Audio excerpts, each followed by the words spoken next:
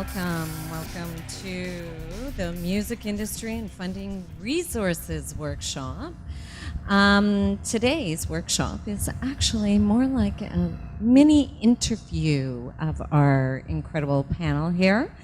And we have a couple guests who you're more than welcome to ask questions. Just let me know and I'll pass you the microphone. So I want to introduce our fabulous panel. We have Nathalie Cleroux, is that how you say her name? From the Canada Council. She's been with the Canada Council for the Arts for 10 years, and 4 of those years in the music section. Nathalie has accumulated a great deal of knowledge on Canada Council's programs and the peer assessment process. In her spare times, she is the artistic director of a music festival. And Nathalie, what's the name of your festival, your music festival? It's called Almont Celt Fest. Okay, great. Wow. Sweet. Do you play an instrument? No, I don't. I know that was a personal question. I told them I wouldn't ask personal questions. Next to Nathalie is Sarah Rock from the Ontario Arts Council.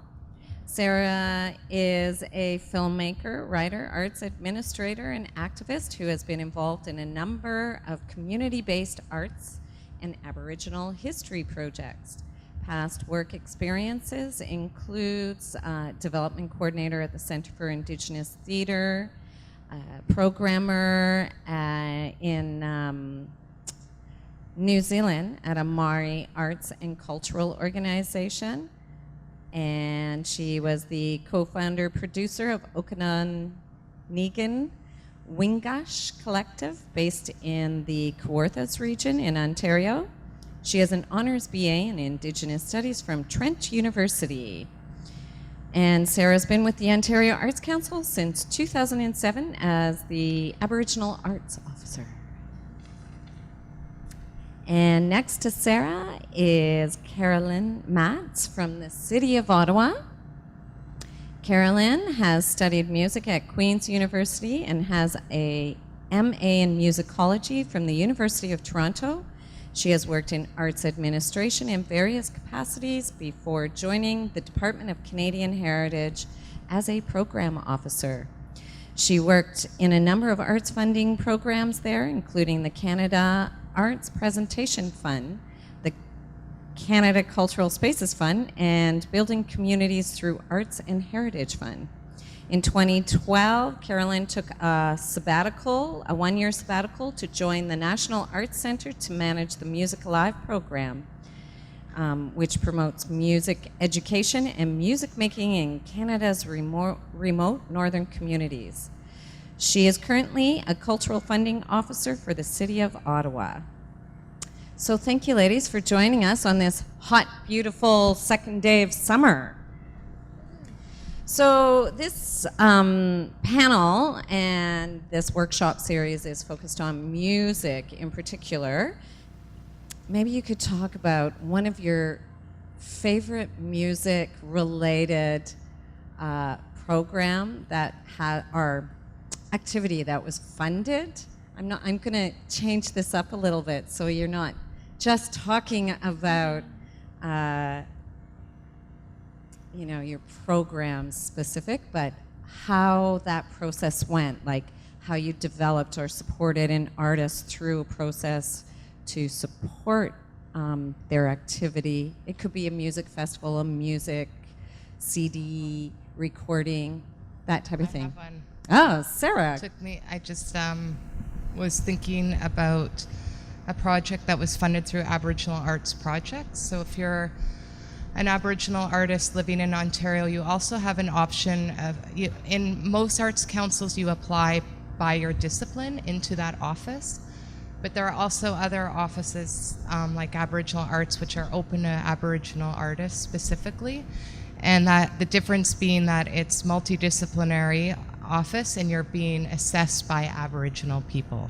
But that's the choice that you have to make. But we're not getting into that now. So in Aboriginal Arts Projects is a deadline that we have twice a year at the OAC, and we've fund all stages of creation and every discipline at those deadlines. So from an idea, research and development, to creation, to presentation. And one project that comes to mind was one that we supported through Digging Roots called the Songlines Project. And Digging Roots was funded to do research on traditional Anishinaabeg songwriting techniques from their area, from their home territory areas.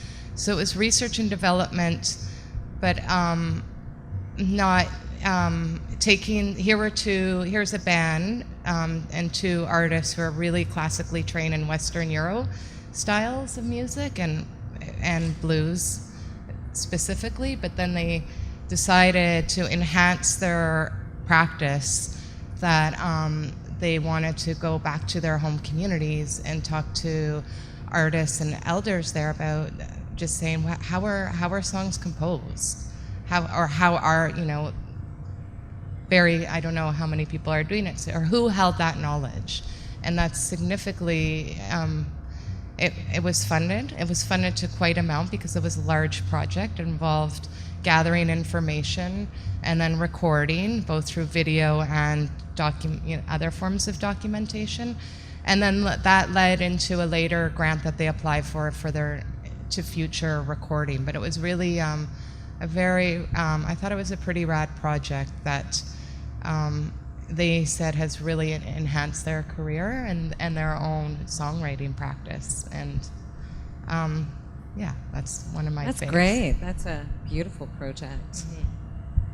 How about you other two ladies? Do you have any story or festival? I can talk a little bit about what I found most rewarding, especially dealing with the individual musicians that we see coming through our funding programs.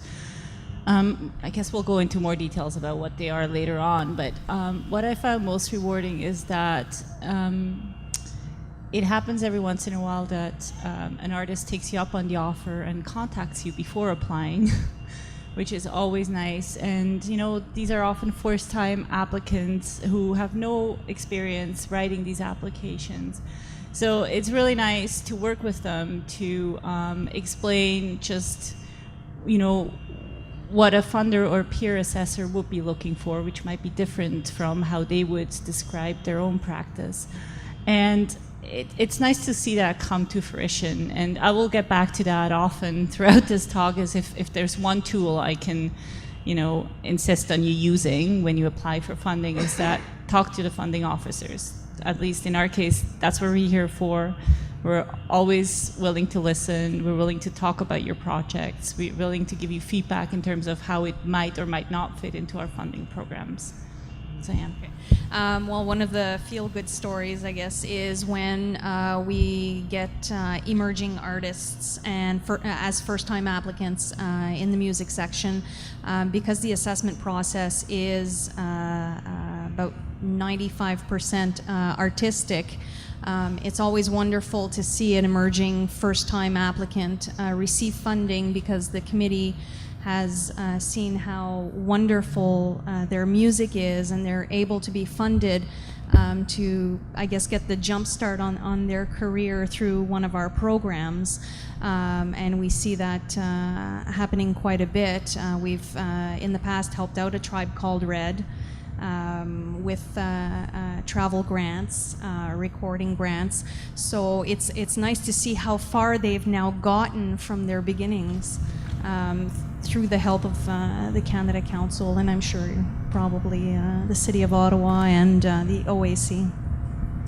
Well, it's amazing how arts funding has launched and supported so many artists in so many vast ways, like from research, like the Digging Roots project, to just allowing them to have that time to be creative and have a creative mind and think about their work, as well as producing and, getting the courage up to just make that call, which, these are lovely ladies. Program officers are lovely.